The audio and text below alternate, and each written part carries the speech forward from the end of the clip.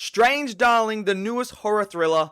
Let's talk about it. I know it isn't true. Okay, so the newest horror thriller, Strange Darling, is now available on the big screen for you guys to go and check out right now. Now, this is based on a true story of something that happened. Maybe some of you know about this story, maybe some of you don't. I didn't know about this story of some crimes and murders that happened throughout in America, throughout some states, about a particular person. Now, I'm not going to tell you this person just because you don't know the story or anything like that, because the way that they tell this story is in a unique way. And at first I was questioning how it was. I was like, why are they doing it like this? Because it's broken into chapters, except it's not told in a linear format. It's told by bits and bits and bits of here to hide certain secrets and things that are happening, to make you feel like you're going one direction and then flipping it over to this direction and flipping it over again to this direction. So they decided to do it in that sort of format. So at first you're sitting there and I was like, why are they telling you like this?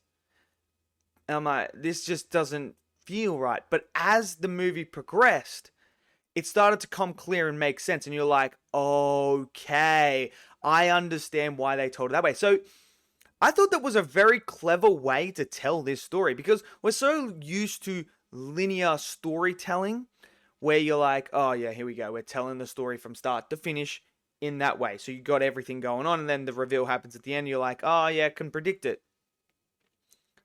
If you don't know the story revolving around this, the true story, anything like that, like me, I feel like you're gonna be like, whoa, okay, that just flipped on its head. Did not expect that.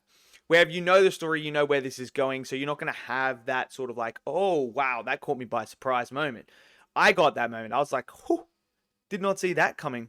So I thought that linear way of telling it and not doing it that way was very successful in what it was trying to do. And it adds that extra element, especially for me, where I was sitting there and I was like, okay, now I don't know what to expect. Now I'm on the edge of my seat.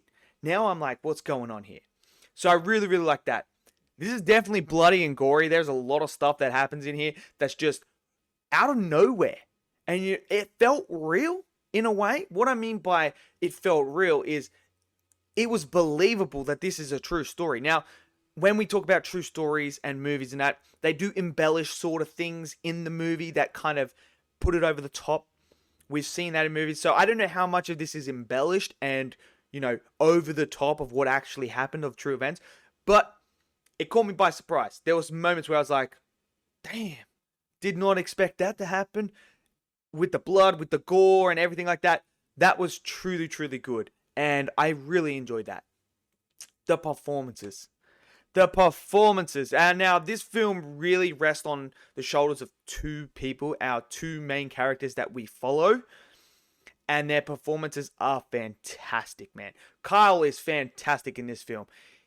When you see him and you're introduced to his character, the performance itself is leaning you one way and then leaning you another way at the same time. It's just fantastic. And you feel it. And then when things start to get revealed and that, you start to understand his motive, why he's doing certain things. You're like, okay, this performance is now even better. And it's just getting better and better. And then you go over to the other side and you have, I believe her name is Willa? I believe that's how you pronounce it. Her performance in this movie is incredible. I mean, incredible. She is fantastic. Believable. The way that she plays this character, the mindset, everything about what's happening to her. It's just like dark. It hits. It's executed brilliantly, and like her emotion, the facial expressions, everything about her performance is screaming, holy crap. 100% believable. It was fantastic. And the final act, she was fantastic in the final act. Oh, that final act, when it comes around and her performance comes out, it is like next level. Where you're sitting there and you're like, you like come out of the movie and you're like, holy crap.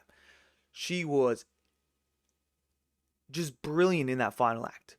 Just brilliant. And the way that she performed in that final act was enough to make you understand the mindset of this character and what they're going through, and added extra layers and dimensions to the character, which is what I thought was one of the strong points of this film as well. To me, that was great. The score itself, I love the score in this movie. I really do. It just gives that dimension of like the fear, just the dread that is coming on. And then, you know, when there's certain themes to certain characters that just added that extra element where you're like, oh, that score is freaking incredible. And it elevates the scene to the next level. And that's what this movie did really, really well.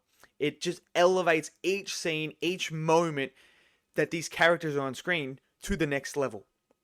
It takes it from an interaction to a life and death scenario, which I thought was incredible. To me, that was fantastic. The supporting cast were also great as well. They had their roles to play, and I thought they all did a fantastic job. Now, this movie is shot on 35mm as well, and I like that touch because for me, it just added, I don't know what it added, but seeing it on the 35mm, it just was something different. And it just looked different, but it looked really good at the same time. And some of the shots in this film were fantastic as well. There was like some really, really good shots where you're sitting there and you're like, that's gorgeous. Fantastic. But it just added this old sort of feeling to a horror film that I haven't had for a while, where you're sitting there and you're like, this is like an old school horror thriller that is just elevated on every level and every aspect, that just delivers.